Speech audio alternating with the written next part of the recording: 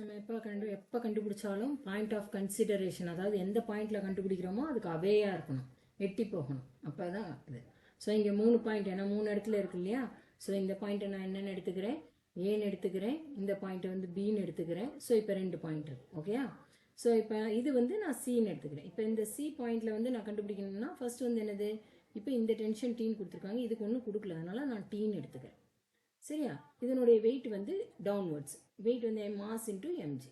So நான் C பாயிண்ட்டுக்கு first வரையும் பொழுது எனக்கு என்ன ஆகிடும், டென்ஷன் வந்து இப்போ என்ன கிடைக்குது எனக்கு, T equal to MG. M வந்து என்னது 10 kg, 10 ஜிவும் 10ன்னு எடுத்துக்கிட்டேன்னா 100 நியூட்டன். அப்போ நான் இங்கே என்ன எடுத்துடலாம், 100 நியூட்டன் எடுத்துடலாம். இதே அளவுக்கு டென்ஷன் ஏ பாயிண்ட்டும் இதுக்கு கொடுக்கும் இல்லையா. ஸோ இங்கே என்னது டி தான் எடுத்துக்கணும், ஓகேயா.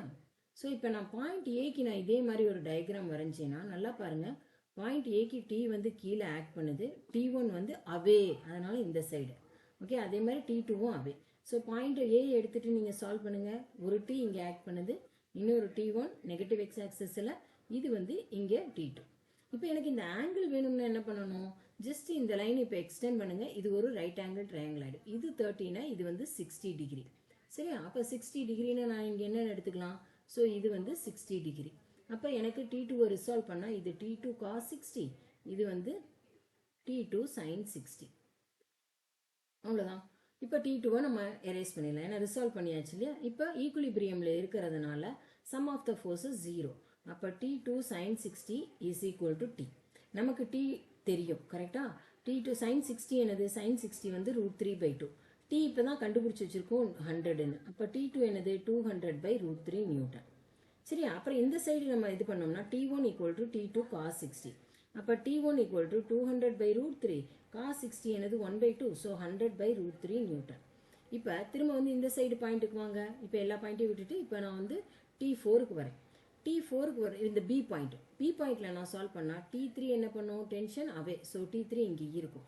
இப்போ இந்த T2 என்ன பண்ணும், அதுவும் இந்த சைடு டவுன்வர்டில் வரும். இப்போ என்ன ஆகும், இங்கே T4 இருக்குது, ஆனால் T4 60 டிகிரி வெர்டிக்கலில் இது பண்ண. அப்போ நான் இது என்னென்னு எடுத்துக்கலாம், T4 cos 60 பக்கத்தில் இருக்கிறது, இது வந்து T4 sin 60. இதே மாதிரி T3யும் நீங்கள் சால்வ் பண்ணோம். T3 டவுன்வர்டில் இருக்கா, இது எவ்வளோ ஆங்கிள் மேக் பண்ணுது, 30 டிகிரி. அப்போ இது T2 cos 30, இது T2 sin 30. கொஞ்சம் கன்ஃபியூசிங்காக இருந்தால் பார்த்து பண்ணுங்க, ஓகே. ஸோ இப்போ என்ன ஆகும், நான் இப்போ T3 ஆல்ரெடி இங்கே ஆக்ட் பண்ணுது பியில், இதோட சேர்ந்து என்ன பண்ணுது T2 sin 30யும் இருக்குது. இந்த டைரக்ஷனில் என்ன இருக்குது, T4 sin 60 இருக்குது. இந்த டைரக்ஷனில் என்ன இருக்குது, எனக்கு T4 cos 60 இருக்குது. டவுன்வர்டில் எனக்கு என்னப்பா இருக்குது, T2 cos 30. So T4 cos 60 is equal to T2 cos 30. ஏன்னா எனக்கு T4 தான் கண்டுபிடிக்க சொல்லியிருக்காங்க. ஸோ T4 × 1/2, T2 என்னது 100/, T2 வேல்யூ எவ்வளோப்பா 200/√3 இன்ட்டு cos 30 என்னது, cos 30 வந்து √3/2. ஸோ √3 கேன்சல் ஆகிடும்.